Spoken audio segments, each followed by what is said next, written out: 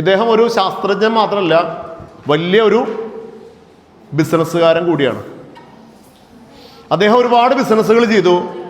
ബിസിനസ്സുകൾ ചെയ്യുമ്പോൾ ഇദ്ദേഹത്തിൻ്റെ ഫാക്ടറിയിൽ ഒരുപാട് ജീവനക്കാരുണ്ടായിരുന്നു. ആ ജീവനക്കാരിൽ ഒരാൾ, അതായത് ചെറുപ്പത്തിൽ ഇദ്ദേഹത്തിൻ്റെ ഒരു ഡ്രീമായിരുന്നു, എഡിസന്റെ ഡ്രീമായിരുന്നു സ്വന്തമായിട്ടൊരു കാർ നിർമ്മാണ കമ്പനി തുടങ്ങുക എന്നുള്ളത്. എഡിസൺ ആ സ്വപ്നമായിട്ട്, കാർ നിർമ്മാണ കമ്പനി തുടങ്ങാനുള്ള സ്വപ്നമായിട്ട് എഡിസൺ മുന്നോട്ട് പോവാണ്. മുന്നോട്ട് പോകുന്ന സമയത്താണ് ഇദ്ദേഹത്തിന് മനസ്സിലായത്, തൻ്റെ ഫാക്ടറിയിൽ ജോലി ചെയ്യുന്ന ഒരു ചെറുപ്പക്കാരൻ, ഒരു യുവാവ്, അയാൾ ഇതേ ആശയമായിട്ട് ഒരു കാർ കമ്പനിയുടെ പ്രവർത്തനമായിട്ട് മുന്നോട്ട് പോകുന്നു എന്ന വിവരം ആർക്ക് മനസ്സിലായി? എഡിസന് മനസ്സിലായി. ഇദ്ദേഹം എന്ത് ചെയ്തു? ആ ചെറുപ്പക്കാരനോട് വരാൻ പറഞ്ഞു. ആളുമായി സംസാരിച്ചു നോക്കിയപ്പോൾ ഈ ചെറുപ്പക്കാരൻ്റെ സ്വപ്നം വളരെ വലുതാണ്. അദ്ദേഹം കാർ നിർമ്മാണ യൂണിറ്റായിട്ട് മുന്നോട്ട് പോകാമെന്ന് മനസ്സിലായി. രണ്ടുപേരും ഒരേ ആശയത്തിന് പിന്നാലെ പോയി കഴിഞ്ഞാൽ അവർ തമ്മിൽ പ്രശ്നമാവണ്ട എന്ന് വിചാരിച്ച് എഡിസൺ എന്ത് ചെയ്തു? അദ്ദേഹത്തിൻ്റെ സ്വപ്ന പദ്ധതിയിൽ നിന്ന് അയാൾ പിന്മാറി ഈ ചെറുപ്പക്കാരന് എല്ലാ പിന്തുണയും കൊടുത്തു.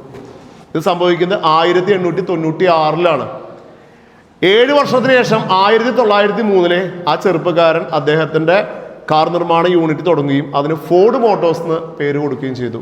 ഈ ചെറുപ്പക്കാരൻ്റെ പേരാണ് ഹെൻറി ഫോർഡ്. ഓക്കെ, അങ്ങനെ വർഷങ്ങൾ കഴിഞ്ഞു. ഹെൻറി ഫോർഡിൻ്റെ ഫോർഡ് മോട്ടോഴ്സ് ലാഭത്തിൽ നിന്ന് ലാഭത്തിലേക്ക് ശതകോടികൾ ഉണ്ടാക്കി, ലാഭം ഉണ്ടാക്കി കുതിക്കാൻ തുടങ്ങി. പക്ഷേ ആർക്ക് സാമ്പത്തിക പ്രശ്നങ്ങൾ ഉണ്ടാവാൻ തുടങ്ങി?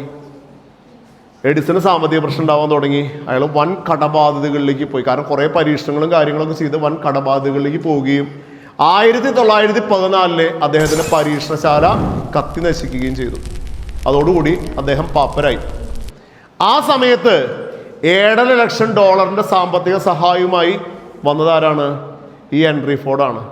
ഹെൻറി ഫോർഡ് അദ്ദേഹത്തിനെ ചേർത്ത് പിടിക്കുകയും അദ്ദേഹത്തിൻ്റെ കടബാധ്യതകൾ തീർക്കുകയും അദ്ദേഹത്തിന് താമസിക്കാനായിട്ട് ഒരു വില്ല പണിത് കൊടുക്കുകയും ആ വില്ലയുടെ അപ്പുറത്ത് മറ്റൊരു വില്ല പണിത് ഈ എഡിസന്റെ മരണം വരെ അദ്ദേഹത്തിൻ്റെ കൂടെ പരിചരിച്ച് ഈ ഹെൻറി ഫോർഡ് ഉണ്ടായിരുന്നു. ഇതാണ് കഥ. മനസ്സിലായേ? ജീവിതം അങ്ങനെയാണ്. അറിഞ്ഞുകൊണ്ട് നമ്മൾ ആരെയൊക്കെ സഹായിച്ചിട്ടുണ്ടെങ്കിൽ ഒരു സമയത്ത് നിങ്ങളെ ചേർത്ത് പിടിക്കാൻ തീർച്ചയായിട്ടും അവരുണ്ടാവും. ഓക്കെ.